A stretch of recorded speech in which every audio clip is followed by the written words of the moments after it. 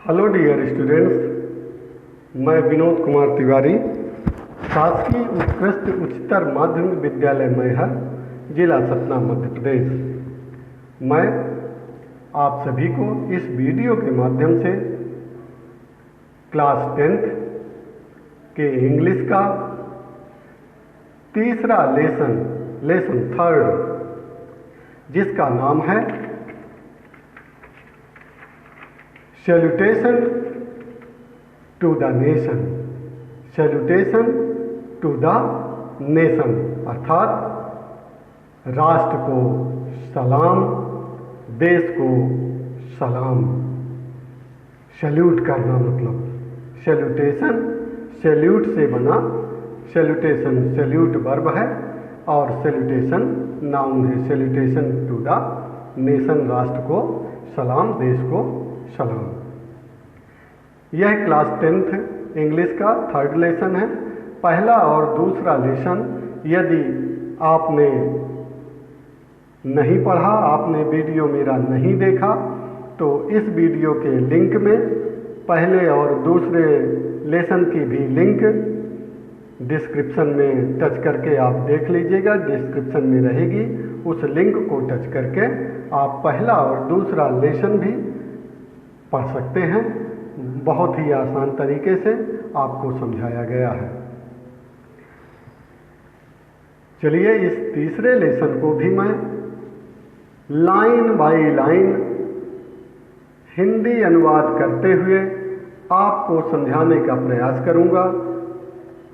यदि आप वीडियो को शुरू से अंत तक ध्यान से सुनेंगे तो इस लेसन के भाव को आप समझ पाएंगे और आपको क्वेश्चन का आंसर देने में बिल्कुल सरलता महसूस होगी। आपसे क्वेश्चन आंसर बहुत ही आसान तरीके से बनने लगेंगे। डिफ़िकल्ट वर्ड्स का मैं बीच बीच में हिंदी भी बताता चलूँगा, जिससे आपकी वोकैबुलरी क्षमता भी बढ़ेगी। आप उनको ज़रूर याद करते रहिएगा कि जब आप वर्ड पावर पढ़ाएंगे तभी आप इंग्लिश सीख पाएंगे। इसलिए वर्ड पावर बेहद ज़रूरी है इंग्लिश के लिए। तभी आप सेंटेंसों का अनुवाद कर पाएंगे, इंग्लिश का हिंदी में, हिंदी का अंग्रेजी में ट्रांसलेट भी कर पाएंगे। इसी वीडियो के लिंक में टेंस, वॉइस और आर्टिकल की भी लिंक आपके लिए मैं डाल दूंगा, जिसको आप देखिए। आपसे टेंस, वॉइस और आर्टिकल बहुत ही सरलतम ढंग से बनने लगेगी। आप कभी नहीं भूलेंगे। एक बार आप देख लीजिए, आपसे बनने लगेगी। Let's start the lesson third, salutation to the nation. राष्ट्र को सलाम, देश को सलाम, देश को नमन। Bhagat Singh was busy reading the biography of Lenin. Bhagat Singh Lenin के जीवनी को पढ़ रहे थे। लेनिन भी एक बहुत बड़े क्रांतिकारी हुए थे। उन्हीं की जीवनी भगत सिंह पढ़ रहे थे। In fact, he had just read a few pages when the door of the dungeon opened and let in a jail officer. In fact, he had just read a few pages when the door of the dungeon means काल कोठरी। Jail में आपने देखा होगा छोटी सी जो कोठरी होती है, या जान लीजिए, आप इसको जानिए कभी इसको कि डंजियन मीन्स काल कोठरी, जहाँ कैदियों को रखा जाता है। वो छोटा सा, एक बिल्कुल छोटा सा कमरा होता है, जिसे हम डंजियन या काल कोठरी बोलते हैं। तो भगत सिंह कुछ ही पेज लेनिन के बायोग्राफी की, जीवनी की पढ़ पाए थे, तभी काल कोठरी का दरवाज़ा खुलता है और जेल का एक अधिकारी अंदर आता है। क्या कहता है अंदर आके? Sardar ji, please be ready, we have been ordered to carry out the execution, said the officer. Officer कहता है कि सरदार जी तैयार हो जाइए, हमें आपको फांसी देने का आदेश मिल चुका है। नेक्स्ट लाइनें देखिए आप। Bhagat Singh was reading the book, he told the officer without raising his eyes from the book, wait one revolutionary is meeting another revolutionary.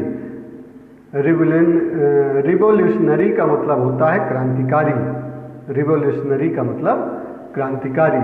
Raise मतलब उठाना, रेज RAISING, रेजिंग ING जुड़ा गया है, रेज मीन्स होता है उठाना। तो Bhagat Singh was reading the book, Bhagat Singh Lenin के जीवनी वाली वो किताब पढ़ रहे थे। ऑफिसर जेल के अंदर आता है और कहता है भगत सिंह आपको फांसी देने का आदेश हमको मिल चुका है। तो Bhagat Singh was reading the book, he told the officer without raising his eyes from the book. बिना किताब से नजर हटाए हुए भगत सिंह कहते हैं वेट, इंतजार करो, एक क्रांतिकारी अभी दूसरे क्रांतिकारी से मिल रहा है, एक क्रांतिकारी दूसरे क्रांतिकारी से भी मिल रहा है। अर्थात लेनिन जो एक महान क्रांतिकारी थे, उनकी पुस्तक को भगत सिंह पढ़ रहे थे तो कहते हैं वेट, इंतजार करो, रुको, अभी एक क्रांतिकारी दूसरे क्रांतिकारी को से मिल रहा है, को पढ़ रहा है। The officer was stunned by the tone of Bhagat Singh voice and stood still. Stun means होता है STUNN, स्टन मीन्स होता है अवाक रह जाना। अभी ऑफिसर जो था बिल्कुल अवाक रह गया भगत सिंह की वो गर्जना वाली आवाज़ सुन करके कि एक व्यक्ति को फांसी की सजा दी जानी है और वो कहता है कि रुक जाओ, अभी मैं किताब पढ़ रहा हूँ, कैसी बात कर रहा हूँ। इस भाव को देख करके वो ऑफिसर जो है बिल्कुल अवाक रह गया। फिर देखिए, Bhagat Singh resumed reading the book, all of a sudden he heard the book in the air, stood forth and said, let's go। Bhagat Singh किताब पढ़ने में व्यस्त थे, तभी अचानक किताब को एक तरफ हवा में फेंकते हैं और आगे आकर के खड़े हो जाते हैं ऑफिसर के और कहते हैं चलो। Rajguru and Sukhdev also came out of their cells. Rajguru और सुखदेव को भी उनकी काल कोठरियों से बाहर निकाला जाता है। They had refused to get their faces covered, wear the cap and get handcuffed. वो जैसे जिनको फांसी दी जाती है तो उनके चेहरे को काले कपड़े से ढक दिया जाता है। तो राजगुरु और सुखदेव ने अपना चेहरा काले कपड़े से ढकवाना पसंद नहीं किया। उन्होंने कहा कि नहीं, हमारे चेहरे में कोई कपड़ा नहीं होगा, और एक टोपी पहनते हैं और उनके हाथों में हथकड़ी होती है। हैंड कप्ड मतलब हथकड़ी, हाथ वाली हथकड़ी। फिर आगे क्या होता है? The three revolutionaries walked along singing a patriotic song in a jovial mood and were followed by the jail official on all sides। Patriotic means होता है देशभक्ति वाले, पैट्रियोटिक मीन्स देशभक्ति वाले। तो वो तीनों क्रांतिकारी, कौन कौन तीनों?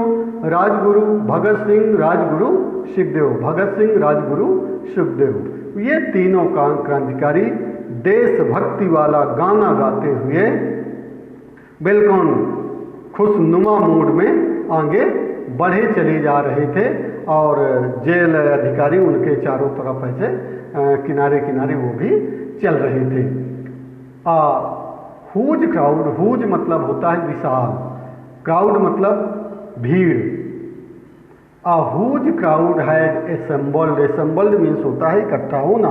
A huge crowd had assembled at the gate consisting of photographers, reporters, the public and the members of Bhagat Singh family।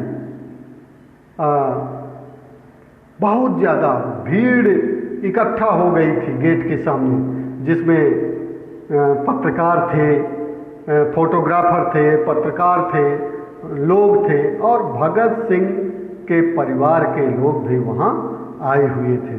फिर नेक्स्ट लाइन देखिएगा, the crowd was becoming unmanageable.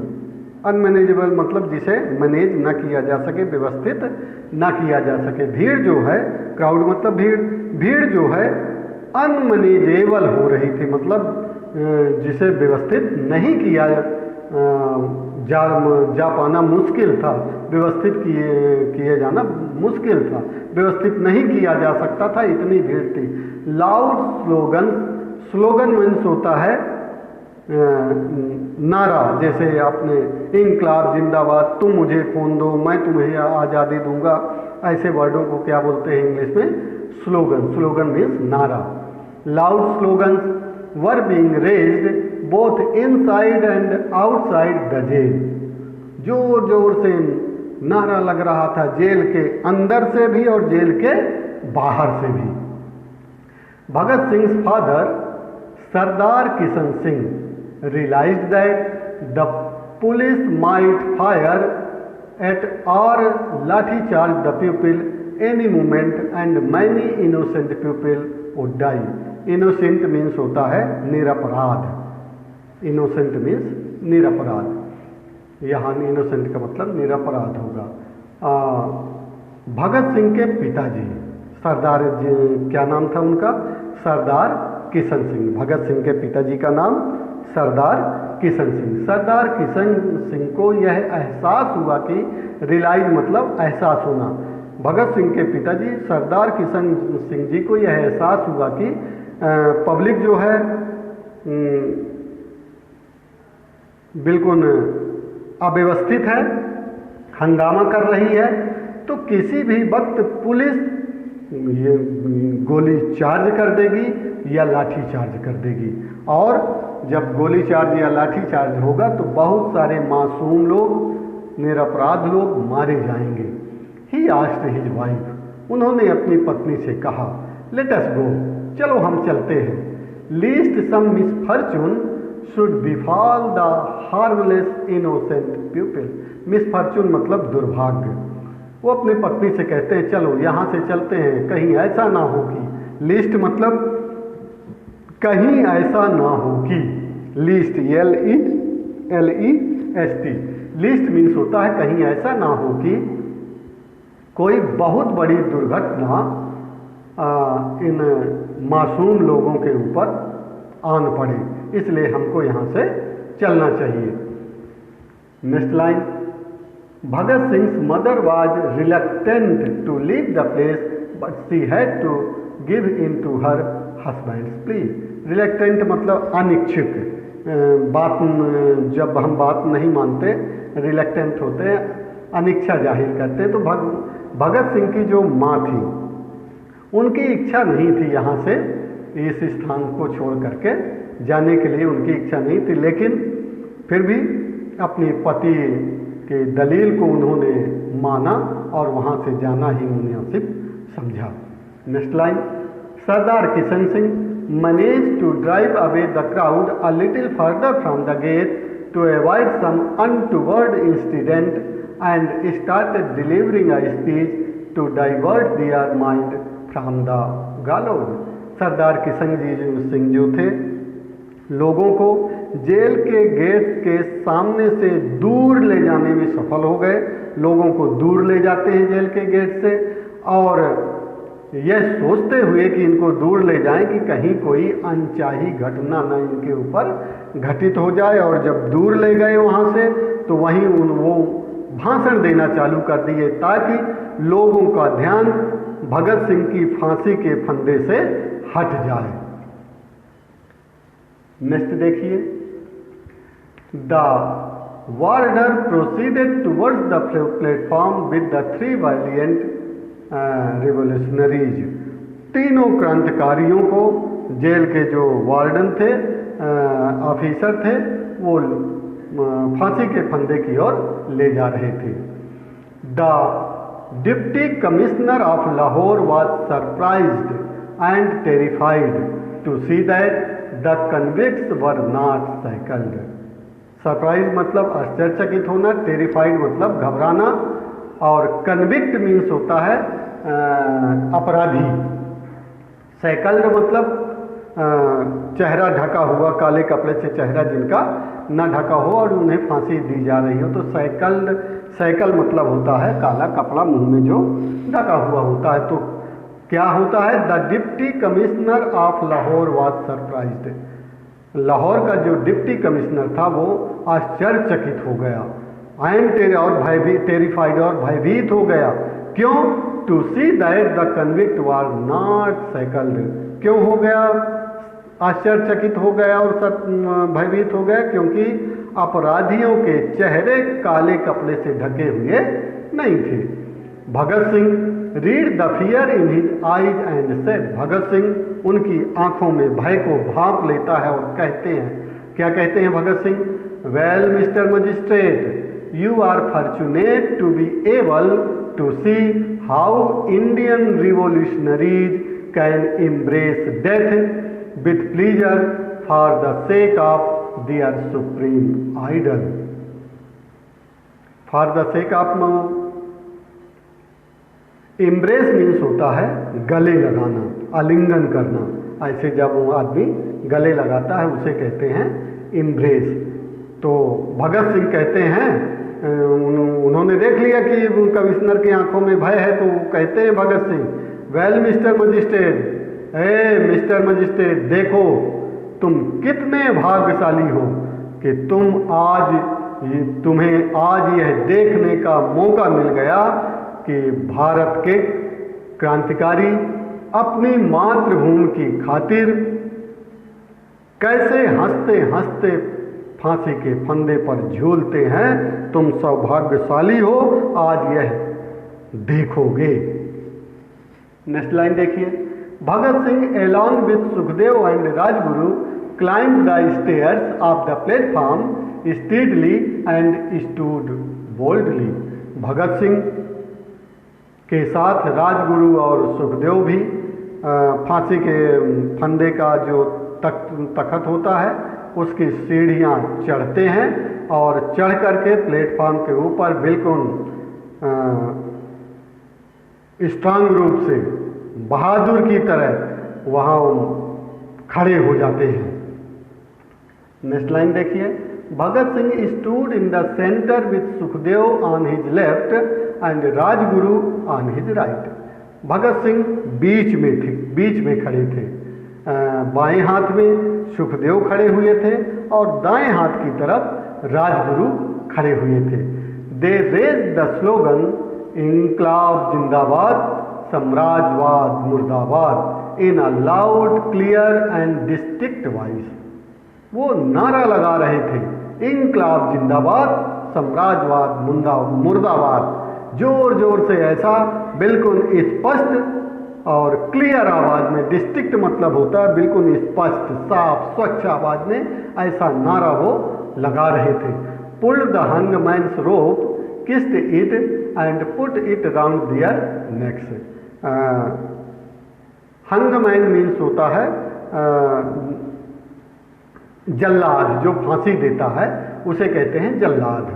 तो जल्लाद के हाथों से फांसी का फंदा भगत सिंह छुड़ा लेते हैं। भगत सिंह उसके हाथ से फांसी का फंदा लेते हैं और फांसी के फंदे को चूमते हैं और चूम करके फांसी के फंदे को अपने गले में डाल लेते हैं। Bhagat Singh told the hangman, now you may set it right if you please. फिर उस जल्लाद से भगत सिंह कहते हैं कि देख लीजिए, अगर ठीक ढंग से फंदा गले में न लगा हो तो आपको यदि कोई कष्ट ना हो तो इसको देख लीजिए कि फंदा गले में ठीक ढंग से लगा है कि नहीं लगा। फिर आगे की लाइनें देखिएगा। The hangman who must have been a very tough man was moved to the core of his heart. जल्लाद नाम ही होता है कि जल्लाद बड़े निर्दयी और कठोर होते हैं, ऐसा माना जाता है जल्लादों को कि निर्दयी और कठोर होते हैं। तो वह जल्लाद भी भगत सिंह की बातों को सुन करके, क्यों उसको भी लगा कि ये देश के खातिर अपने प्राणों की आहुति दे रहा है। और कैसे हंसते हंसते दे रहा है, मेरे से कहता है कि देख लो कि फांसी का फंदा ठीक से लगा है कि नहीं लगा। वह जल्लाद के आंखों में भी आंसू भर आए, उसका बिल्कुल हृदय भर गया उसकी बातों को सुन करके। He set the rope round the neck of the noble and brave young man with tears welling in his eyes and turn the spindle. फांसी के फंदे को गले में वो जल्लाद ठीक करता है और बड़े ही भरे हुए मन से उसके आंखों में आंसू निकल आए थे। रोते हुए, आंसू बहाते हुए फांसी का फंदा जो स्पिंडल होता है जिसे दबाते हैं, और वो स्पिंडल को दबा देता है। फिर the board fell and the three revolutionaries offered their homage to their motherland with their lives at 7:33 in the evening. उस स्पिंडल को दबाते ही तीनों क्रांतिकारी अपनी मातृभूमि को स्वतंत्र करवाने के लिए आहुति दे देते हैं, अपने प्राणों का निछावर कर देते हैं। 7:33 में उनको फांसी दी जाती है और वो तीनों मातृभूमि की रक्षा खातिर हंसते हंसते अपने प्राणों की बलि दे देते हैं, आहुति दे देते हैं। नेक्स्ट लाइन देखिएगा। Sardar Kishan Singh was on the verge of losing his nut. Sardar Kishan Singh जो भगत सिंह जी के पिता थे, भाषण दे रहे थे, लेकिन भाषण देते देते उनका गला रुग्ध हो गया, रुआसे हो रहे थे, बोला नहीं जा रहा था उनसे। He continued delivering his speech in a delirious manner. फिर भी जोशपूर्ण ढंग से भाषण दिए जा रहे थे। When the milkman ran towards them and gave the dreaded news that the execution was over, तभी दौड़ता हुआ एक दूध वाला उनके पास आता है और कहता है कि भगत सिंह जी को फांसी दे दी गई है, उन्हें फांसी के फंदे में झुला दिया गया है। एग्जीक्यूशन मीन्स होता है फांसी, एग्जीक्यूशन मीन्स फांसी। बताता है दूध वाला कि किससे बताता है? भगत सिंह जी के पिताजी सरदार किशन सिंह जी से कि आपके बेटे को फांसी दे दी गई है, वो अब इस दुनिया में नहीं रहे, वो देश के खातिर शहीद हो गए हैं। Sardar Kishan Singh announce to the crowd Bhagat Singh had been executed. Sardar Kishan Singh भीड़ को बताते हैं, पब्लिक को बताते हैं, जनता को बताते हैं कि भगत सिंह जी को फांसी दे दी गई। I am going to fetch his body. मैं उनका शरीर लेने जा रहा हूं। None of you should budge from here.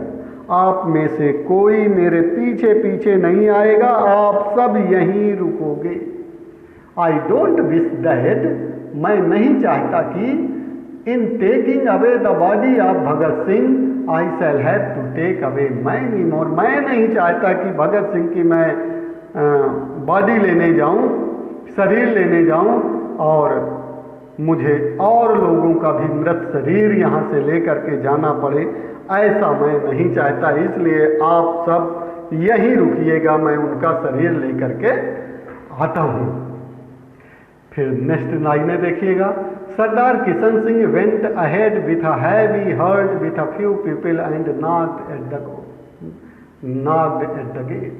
सरदार किशन सिंह कुछ लोगों के साथ जेल के गेट के पास आते हैं और गेट को खटखटाते हैं। नाक मीन्स होता है खटखटाना, KNOC के, नाक मीन्स खटखटाना। The gate of the jail was not opened. Jail का गेट नहीं खोला गया, नहीं खुला। कंटिन्यूअस नॉकिंग वेंट अनहीडेड, लगातार वो दरवाजा पीटते रहे लेकिन उनके पीटने की आवाज को नहीं सुना गया। The police officers were heard laughing loudly inside the gate, jail के गेट के अंदर पुलिस के अधिकारी जोर जोर से हंस रहे थे। नेक्स्ट लाइन में देखिएगा, the British were went upon their treacherous way. Treacherous means होता है विश्वासघात।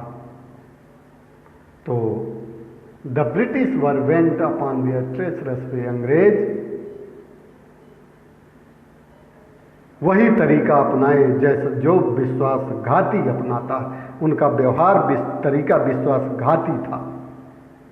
The bodies of the valiant leaders were mercilessly chopped off, filled in the sacks and carried away to the bank of the river Satluj at Firozpur through a back gate.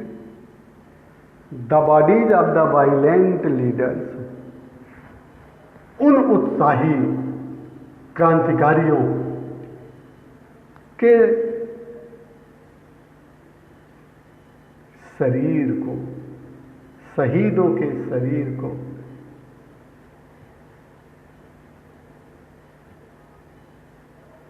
गलासे से छोटे छोटे टुकड़े में काट दिया जाता है।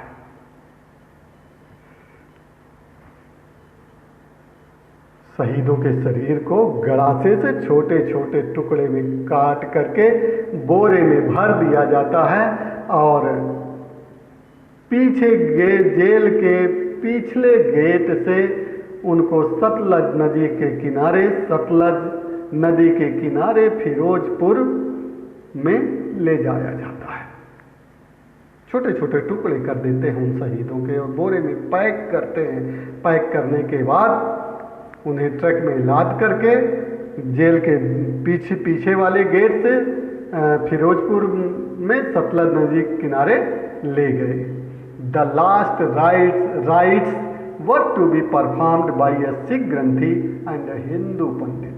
हमारे नियम होता है हर जाति का, हर धर्म का। राइट्स मीन्स नियम, जो पौराणिक नियम होते हैं। नियम होता है कि हिंदुओं का दाह संस्कार हिंदू पंडित करवाएगा, सिख का अंतिम क्रिया सिख ग्रंथी करवाएगा, ये नियम होता है। लेकिन ऐसा कुछ नहीं हुआ उन शहीदों के साथ। The sacks containing the parts of the bodies were taken off the truck, बोरे में भरी हुई उनके शरीर को ट्रक से नीचे ऐसे पटक दिया जाता है।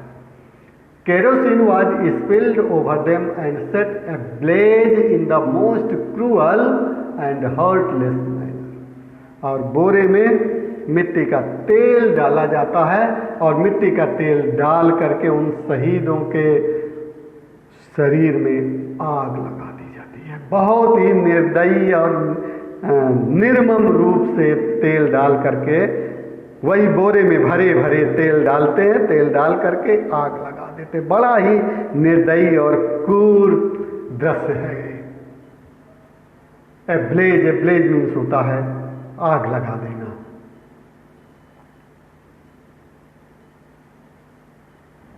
फिर आगे देखिए, When the news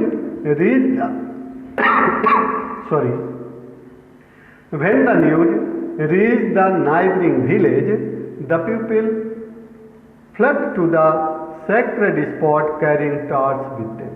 जैसे ही समाचार आसपास के गांव वालों को मिलता है कि यहाँ शहीदों के शरीर को दफनाया जा रहा है, तो आसपास के लोग झुंड बना करके इकट्ठे हो जाते हैं और अपने हाथों में टार्च लेकर के उस पवित्र स्थान की ओर बढ़ते हैं जहां तीनों का दाह संस्कार हम नहीं कह सकते, निर्मम रूप से उन्हें जलाया जा रहा था। The English officers saw the approaching crowd and threw away the half-burned shreds of the bodies into the river water, sat in the truck and sped away to save their lives। जो अंग्रेज अधिकारी थे जैसे ही देखा कि भीड़ आ रही है लोगों की, तो अध जली लाशों को नदी में फेंक देते हैं। अध जली लाशों को, शहीदों की अध जली लाशों को नदी में फेंक देते हैं और ट्रक में बैठ करके वहां से भाग जाते हैं। The humble villagers gathered the shreds of the half-burnt bodies from the river and performed the last rites with full devotion and love. वहाँ के जो बेचारे बड़े ही विनम्र लोग रहे होंगे, वो बड़े ही दयालु लोग रहे होंगे, वो कि नदी में कूदते हैं और कूद करके शहीदों की डेड बॉडी को बाहर निकालते हैं, जो भी बची कुची बॉडी थी बाहर निकालते हैं और जो जैसा धर्म होता है उस धर्म के अनुसार पूरी श्रद्धा और स्नेह के साथ उनका अंतिम दाह संस्कार करते हैं। In this way the great martyr Bhagat Singh happily embraced death to liberate his motherland and become immortal in the hearts of Indians. इस तरह से शहीद भगत सिंह हंसते हंसते मातृभूमि की रक्षा की खातिर अपने प्राणों की आहुति दे देता है, स्वतंत्र करवाने के लिए अपने प्राणों की आहुति दे देते हैं और भारतीयों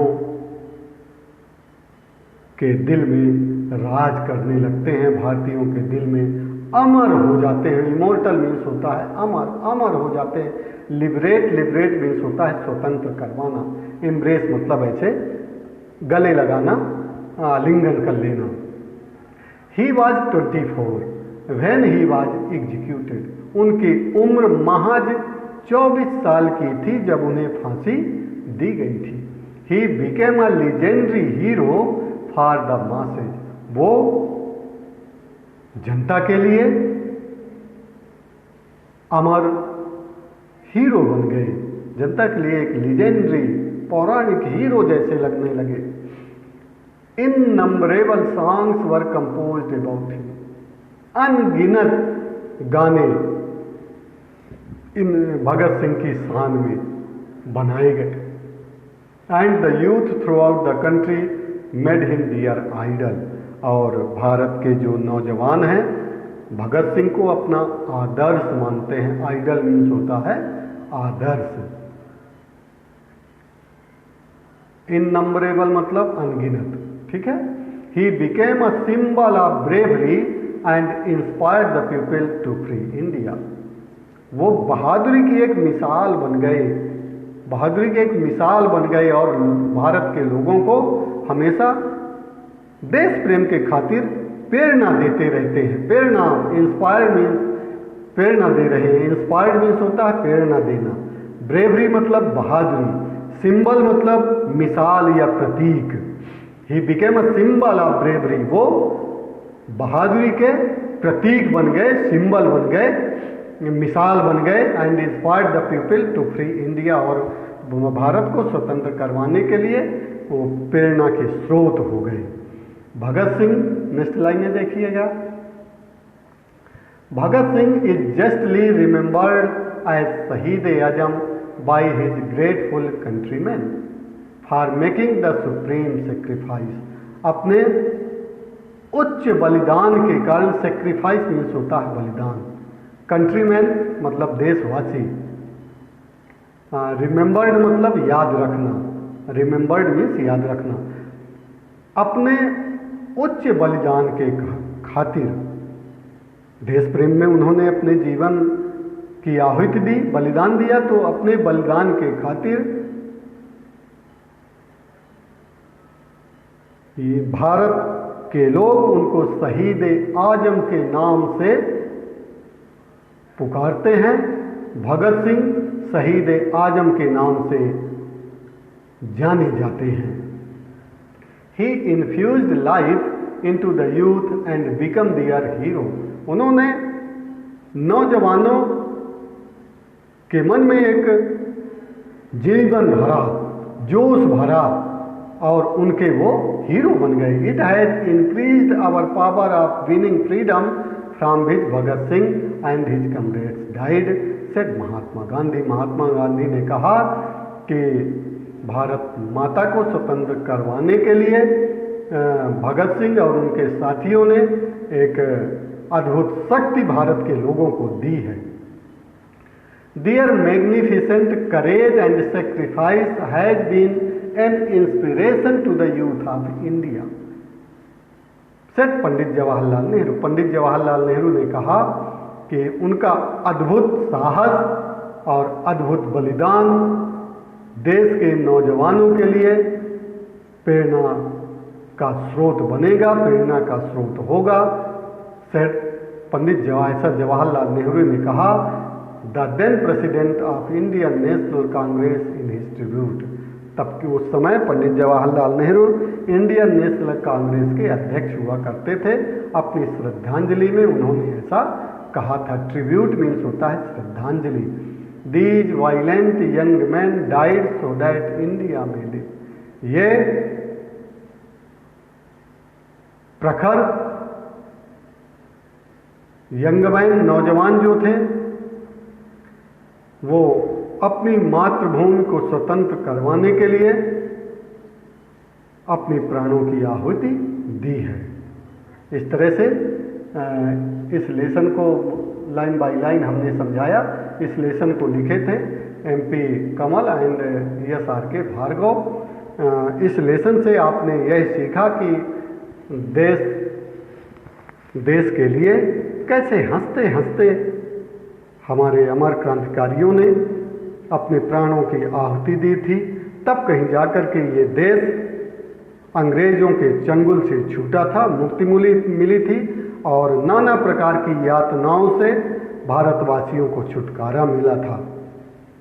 हमारे जो क्रांतिकारी हैं, स्वतंत्रता सेनानी हैं, वो भारत को स्वतंत्र करवाने के लिए बहुत ही कष्टकारी यातनाओं को सहा है। तब कहीं जाकर के ये देश स्वतंत्र हुआ है। अब देखिए, give one word for the following expression. एक शब्द में हमें उत्तर देना है। जो लाइनें हैं ना इतनी बड़ी, उनको अनेक शब्द का एक शब्द बनाना है। सीधा सीधा अनेक शब्द का एक शब्द। अ रूम फॉर वन और मोर प्रिजनर्स इन अ प्रिजन और पुलिस स्टेशन। रूम जहां कैदी को पुलिस स्टेशन में रखा जाता है उसे क्या कहते हैं? वह रूम जहां कैदियों को पुलिस स्टेशन में रखा जाता है उसे क्या कहते हैं? तो उसे डंजियन कहते हैं। DUNGEON, dungeon. उसे क्या कहते हैं? डंजियन कहते हैं। चलिए हम आगे देखते हैं इसके आंसर में और हम इसको आंसर से क्लियर करते हैं।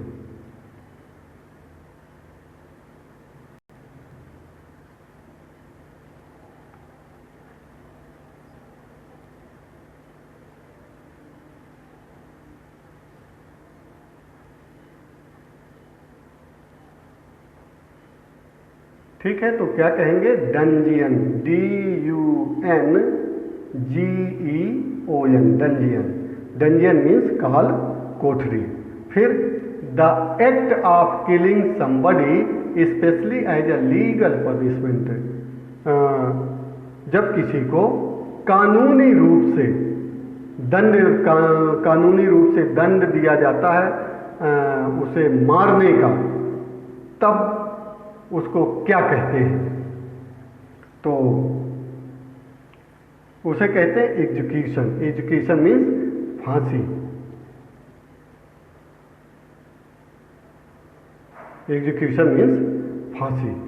फिर तीसरा देखिएगा, a person who suffers very much or is killed because of his religious political belief. जब किसी व्यक्ति को उसके धार्मिक या राजनीतिक रूप से मार दिया जाता है उसे क्या कहते हैं? तो उसे कहते हैं पैट्रियट, मतलब देशभक्त। Patriot, PATRIOT, patriot. Patriot means होता है देशभक्त। चौथा देखिएगा, a word or phrase that is easy to remember used by politicians, advertisers etcetera in order to attract people's attention. ऐसा शब्द या वाक्यांश जिसे आसानी से याद रखा जा सके, जिसे राजनेता या एडवर्टाइज करने वाले उपयोग करते हैं लोगों का ध्यान आकृष्ट करने के लिए, उसे क्या कहते हैं? तो उसे कहते हैं स्लोगन। SLOGAN,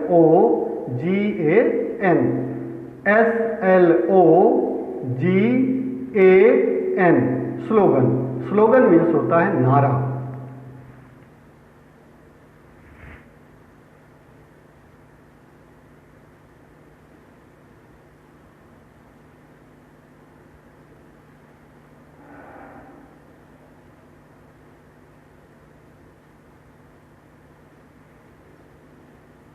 यहाँ पास डिफ़िकल्ट वर्ड मीनिंग दी हुई है।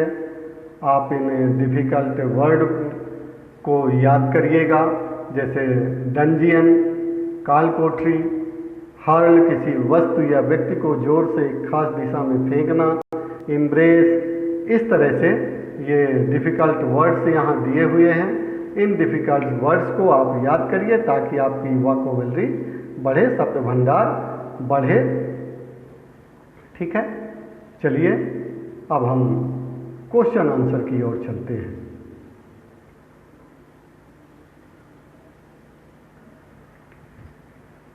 Question first, who is known as Shaheed Azam? शहीद आजम के नाम से कौन जाना जाता है? किसे शहीद आजम कहते हैं? तो भगत सिंह। केवल एक शब्द आपको याद करना है, भगत सिंह। बाकी क्वेश्चन में ही आंसर है। जो क्वेश्चन में ना रहे उसको भर आप याद करिए, बाकी जो क्वेश्चन में है उसे याद करने की ज़रूरत नहीं है, क्योंकि पेपर में जब आएगा तो क्वेश्चन रहेगा तो आप देख करके आंसर लिख देंगे। इसलिए जो चीज़ क्वेश्चन में है उसे आप क्वेश्चन से ही, जब आप याद करिए आंसर को, तो क्वेश्चन किताब आपके सामने हो जहाँ क्वेश्चन लिखे हो, ताकि आप क्वेश्चनों को देख सके। तो जितना क्वेश्चन में आंसर है उसे आप क्वेश्चन से देख करके बोल लीजिए, और जो नहीं है उसे आप अच्छे ढंग से याद कर लीजिए। यहाँ केवल एक शब्द आपको याद करना, मात्र एक शब्द, भगत सिंह। बाकी पूरा फिर क्वेश्चन में ही आंसर है, भगत सिंह। फिर क्वेश्चन देखिएगा, उसमें लिखा इज नोन एज शहीद आजम। कुछ भी याद नहीं करना है आपको, एक शब्द याद करना। फिर दूसरा क्वेश्चन देखिए, name 3 patriots who sacrifice their lives for the freedom of motherland on the same day at Lahore.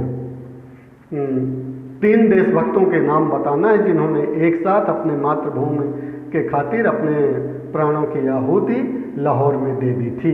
तो कौन कौन थे वो तीनों? भगत सिंह, राजगुरु, सुखदेव। भगत सिंह, राजगुरु, सुखदेव, या भगत सिंह, सुखदेव, राजगुरु, जो भी आप चाहें।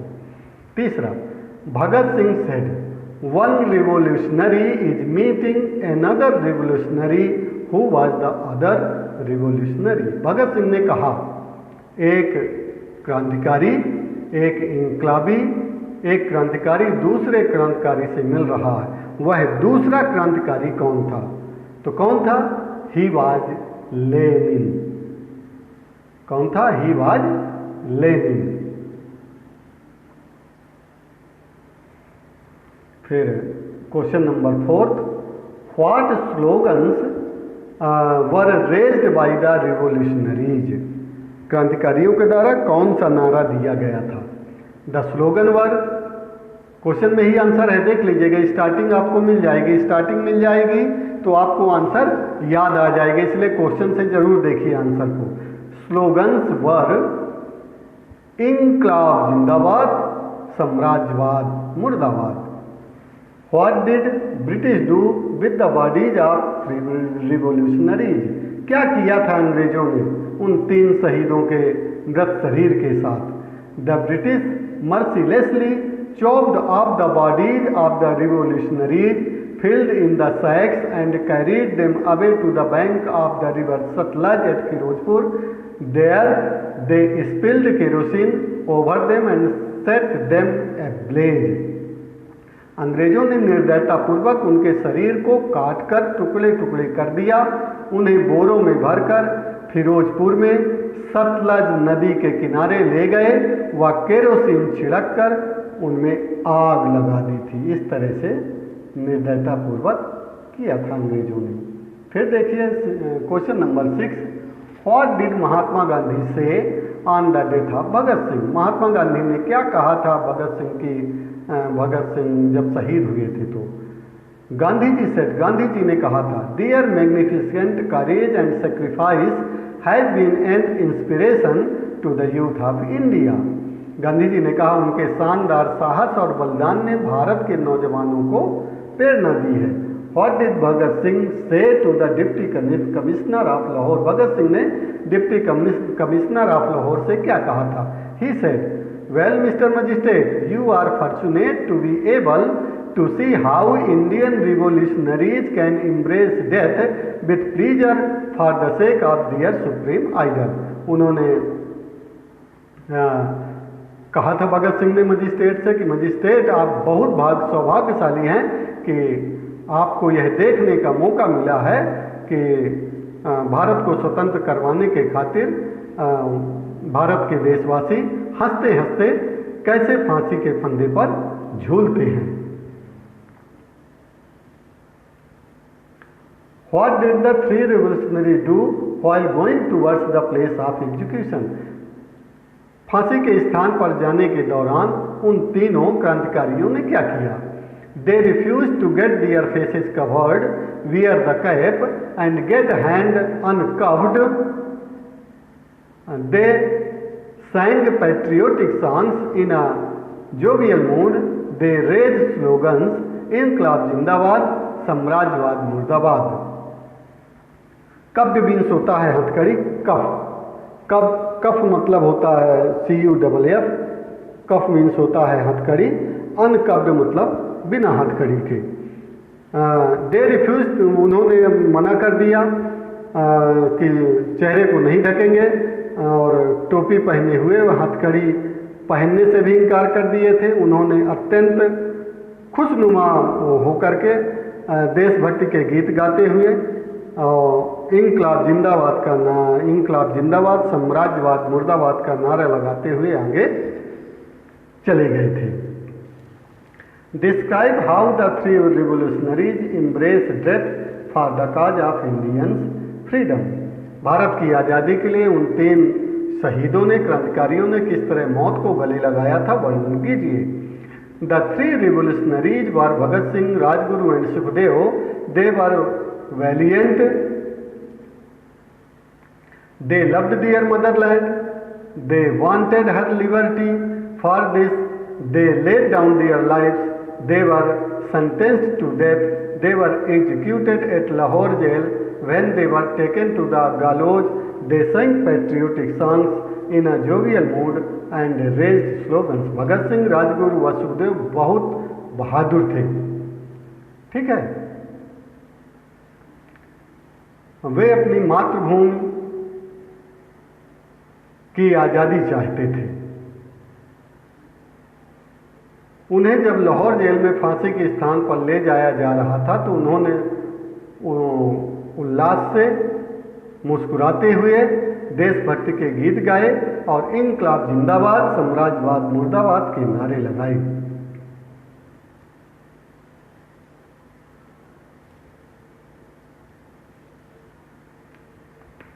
How did Bhagat Singh's parents react at the execution of their beloved son? Bhagat Singh के माता पिता के अपने प्रिय पुत्र के मृत्युदंड के समय क्या प्रतिक्रिया रही? Bhagat Singh parents were proud of their son, they were composed, they did not show any kind of weakness or depression. उन्हें अपने बेटे पर गर्व था, वो शांत रहे और उन्होंने कोई कमजोरी, वे अविचलित नहीं थे, उन्होंने किसी प्रकार की कमजोरी या हताशा प्रकट नहीं की। What did Sardar Kishan Singh do to avoid any untoward incident? किसी दुर्घटना को टालने के लिए सरदार किशन सिंह ने क्या किया? सरदार Kishan Singh saw that the crowd was becoming unmanageable. He realized that the police might fire at or lathi charge at people any moment. Many innocent people would die, so he asked his wife that they should go away. He drove away the crowd from the jail and started delivering a speech. सरदार किशन सिंह ने देखा कि भीड़ अनियंत्रित हो रही है। उन्हें महसूस हुआ कि पुलिस कभी भी गोली चला सकती है, लाठी चार्ज कर सकती है, इसलिए उन्होंने अपनी पत्नी से कहा कि यहाँ से हमें चलना चाहिए। भीड़ को दूर बुला करके वो भाषण देना शुरू कर दिए। What did the village people do when they heard the news of Bhagat Singh's execution? When people heard the news of Bhagat Singh's execution, they went to the jail in great numbers. They raised loud slogans and started agitating. How did Mahatma Gandhi and Pandit Jawaharlal Nehru pay tribute to Shaheed-e-Azam? Mahatma Gandhi said, "It has increased our power of winning freedom for which Bhagat Singh and his comrades died." Pandit Nehru said, "Their magnificent courage and sacrifice has been an inspiration to the youth of India." महात्मा गांधी ने कहा कि उन्होंने हमारे आज़ादी प्राप्त करने के कार्यों को शक्ति प्रदान की है। पंडित नेहरू जी ने कहा उनका शानदार साहस और बलिदान देश के युवकों का प्रेरणा स्रोत रहेगा।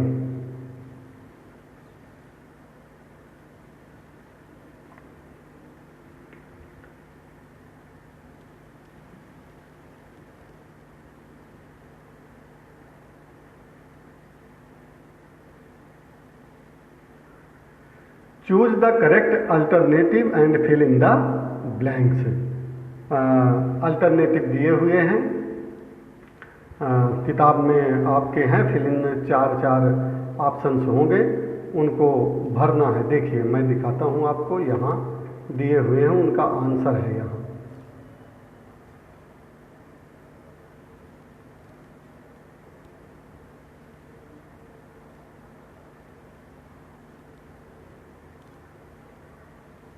ये choose the correct alternative and fill in the blanks. Rajguru and Sukhdev refuse to get their faces covered. दूसरा होगा इसका, दूसरा क्वेश्चन देखिए, Bhagat Singh called the magistrate, इसका भी दूसरा विकल्प सही है, फॉर्चुनेट।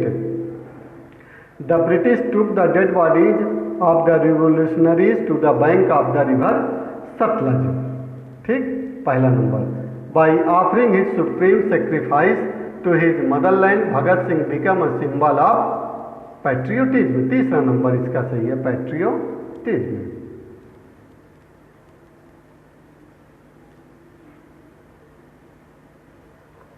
फिर ये जो है, now fill in the blanks with past continuous form of the words given in the bracket। past continuous form में भरना। पास्ट कंटिन्यूअस मतलब जिसमें वाज या वर और V1 प्लस ING लगता है। ही, सी, इट सिंगुलर नंबर के साथ वाज लगता है। सॉरी, फिर से सुनिएगा, आई भी इसमें सम्मिलित होता है। I, he, she, it, any name singular number के साथ was. We, they, you plural number के साथ वर का प्रयोग होता है। जैसे फर्स्ट है, the revolutionaries were singing a patriotic song. Were लग जाएगा, WERE वर, और सिंग में ING और जुड़ जाएगा तो हो जाएगा सिंगिंग अ पैट्रियोटिक सॉन्ग। दूसरा, the crowd.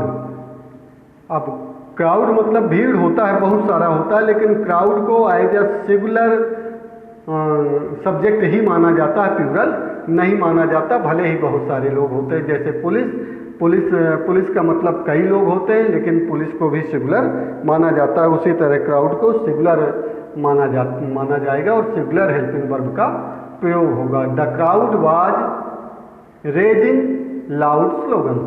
Bhagat Singh was standing between Rajguru and Sukhdev. Sardar Kishan Singh was delivering his speech. The pupil were not. अब यहाँ pupil प्यूरल है, प्यूपिल को प्यूरल माना गया है, इसलिए यहाँ वर का प्रयोग होगा. The pupil were not moving from their place. अब इनका आंसर हम यहाँ से देखे लेते हैं. आप भी यहाँ से आंसर को भी अभी हमने जो बताया उनके आंसर भी आप यहाँ से देख सकते हैं वीडियो को पॉज करके. यहाँ ये आंसर सब ये देखिए दिए हुए हैं. लैंग्वेज प्रैक्टिस के बाद अभी हमने जो बताया उन्हीं के आंसर है. अब combine the pair of sentencing using past perfect tense to express the earlier action or event. Past perfect tense का प्रयोग करना है. जो काम पूरा हो जाता है वो पास्ट परफेक्ट में चला जाएगा और जो काम पहले होता है वो पास्ट परफेक्ट में चला जाएगा. जो काम बाद में होगा वो पास्ट इंडेफिनिट में हो जाएगा. मतलब कोई काम यदि पूरा हो जाता है वो पास्ट परफेक्ट में होगा और उसके बाद फिर जो दूसरा काम स्टार्ट होता है उसके पूरा होने के बाद वो पास्ट इंडेफिनिट टेंस में रहेगा. ठीक है. पास्ट परफेक्ट मतलब had plus V3. Past indefinite का मतलब V2 वर्ब का सेकंड फॉर्म. ठीक. The sun had risen before I woke up. मेरे जागने के पहले सूरज निकल आया था. तो कौन सा काम पहले पूरा हो गया? सूरज का निकलना, इसलिए लग गया the sun had risen. The fire had burnt down all the huts. The fire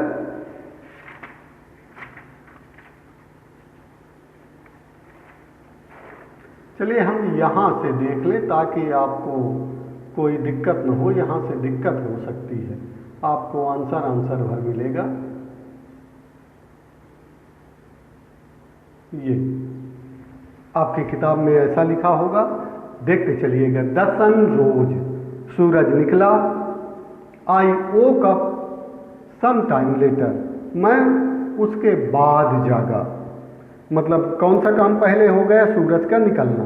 इसीलिए सूरज का निकलना पहले हुआ तो यहाँ हैड पास्ट परफेक्ट बनेगा और वो पास्ट इंडेफिनिट का रहेगा. तो the sun had Ryzen.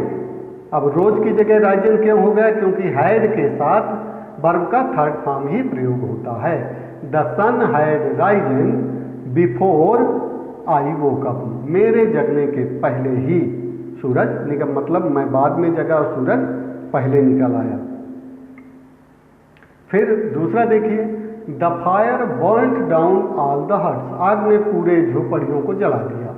The fire brigade arrived letter.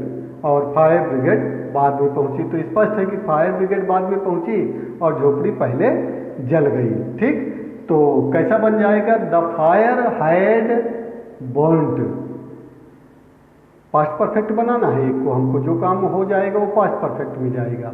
The fire had burnt down all the huts. आग ने पूरी झोपड़ियों को जला दिया.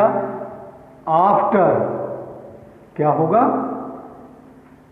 When the fire bridge arrived.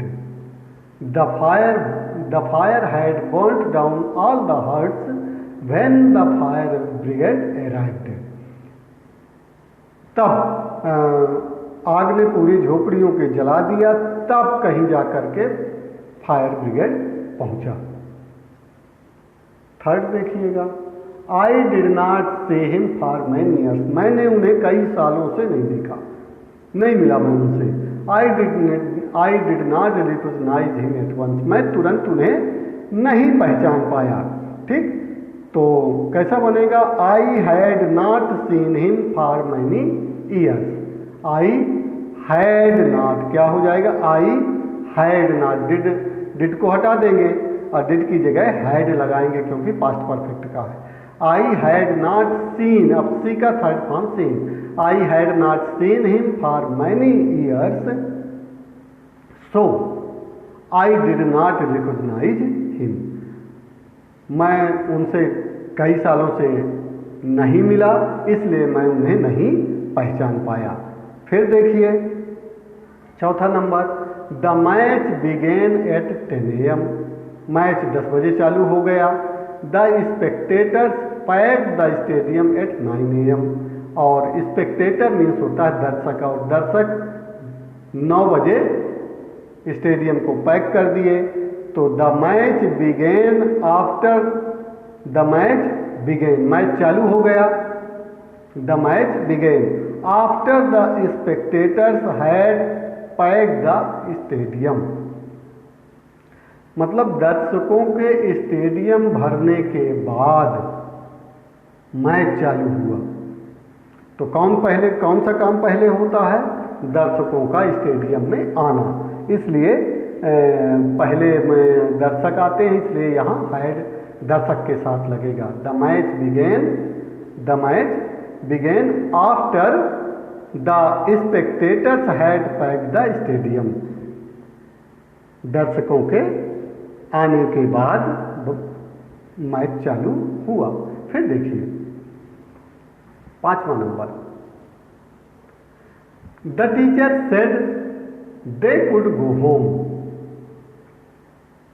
They did not complete the assignment. The teacher said they could go home. शिक्षक ने कहा वे घर चले जाएं। They did not complete the assignment. उन्होंने असाइनमेंट कंप्लीट नहीं किया। टीचर ने कहा वे लोग घर चले जाएं। They did not complete the assignment. उन्होंने असाइनमेंट पूरा नहीं किया। तो कैसा बनेगा? The teacher let them go. The teacher let them go, let them go, even though they did not complete the assignment. Teacher ने कहा कि घर चले जाओ भले ही असाइनमेंट पूरा नहीं किए हो। फिर आगे देखिए, fill in the blanks using correct form of the verbs.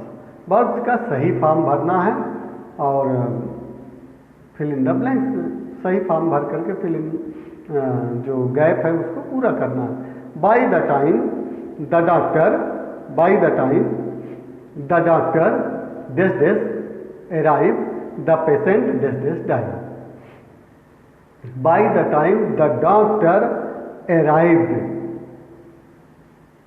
The doctor arrived, ठीक, the patient had died, patient had died. Doctor के आने के पहले ही पेशेंट मर गया। दूसरा देखिए, we dash dash the poem after the teacher dash dash explain. We understood the poem, हम पोयम को समझ गए। After the teacher had explained, teacher के एक्सप्लेन करने के बाद हम पोयम को समझ गए। फिर तीसरा, when we reach the cinema hall the film began. तो when we reached the cinema hall, जब हम सिनेमा हॉल पहुंचे, the film had begun, film चालू हो गई थी। जब हम सिनेमा हॉल पहुंचे तो फिल्म चालू हो गई थी। फिर देखिए चौथा नंबर, mother dash dash make tea, mother dash dash make tea when we dash dash wake up. तो mother had made tea when we woke up, when we woke up, wake का वो कब हो जाएगा, ए हटा करके ओ कर दीजिए तो सेकंड फॉर्म हो जाएगा। Mother had made tea when we woke up. माँ ने चाय बना ली तब हम जगे। फिर 5वां देखिएगा, I thought you dash dash your application by the due date. Due date, मैं ये समझता हूँ कि ड्यू डेट के पहले आप अपना एप्लीकेशन सबमिट कर देंगे। I thought You had submitted your application by the due date. ये डिफिकल्ट वर्ड मीनिंग है। ये क्वेश्चन आंसर हम पढ़ ही चुके हैं अभी, ठीक है।